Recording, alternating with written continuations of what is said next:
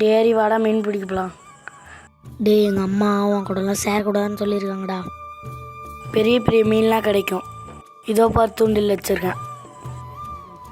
சரி வாடா போகலாம்.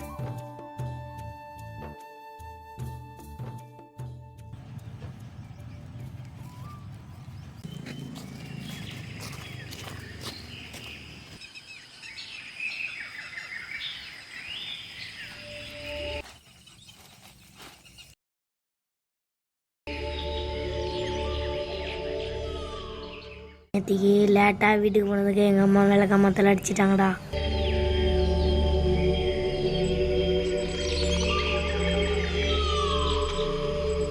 டேய் எங்கடா மீனே கிடைக்கல. இங்கே மீன் வாடா வேறு இடத்துல போய் பார்ப்போம்.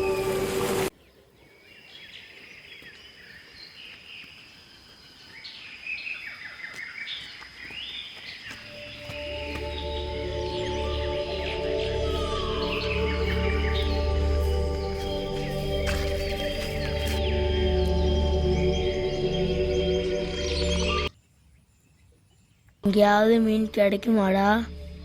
இங்கே தாண்டா மீனே இருக்கும். உனக்கு எப்படா தெரியும்? பெரிய பசங்களாம் இங்கே தாண்டா மீன் பிடிச்சாங்க. உனக்கு மீன் பிடிக்க தெரியுமா தெரியாதாடா? இன்னொரு இடம் இருக்குடா, அங்கே போனால் நிறைய மீன் கிடைக்கும்டா. டேய் சொல்கிறதுக்குல்றா, வாடா வீட்டுக்கு போகலாம். ப்ளீஸ்டா வாடா. சரி வாடா போகலாம்.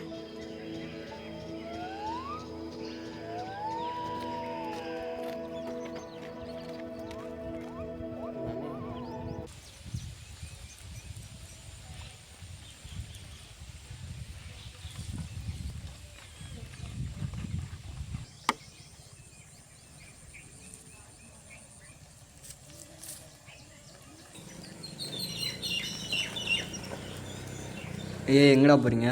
மீன் பிடிக்க. ஆமாம், மண்புழு எங்கடா? மண்புழுவா?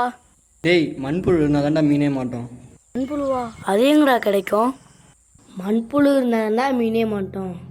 அவன் தான் சொல்கிறான், இது தெரியாமல் என்னை கூப்பிட்டு வந்துட்டிய. வாங்கடா மண்புழு எடுத்துகிட்டு மீன் பிடிக்க போகலாம்.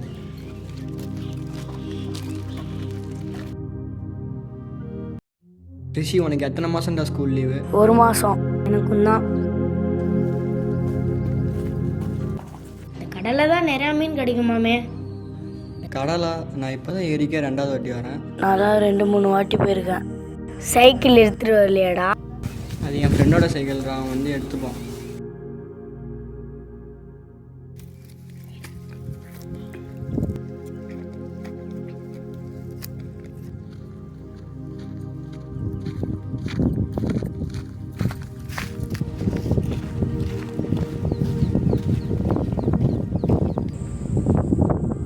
இந்த ஏரி எவ்வளோ பெருசுடா இருக்கும்? 10 ஏக்கருக்கு மேலே இருக்குண்டா. டேய் இங்கடா மீனே கிடைக்கல. இப்போ மாட்டும் பாடுறா. மாட்டிக்கிச்சுடா.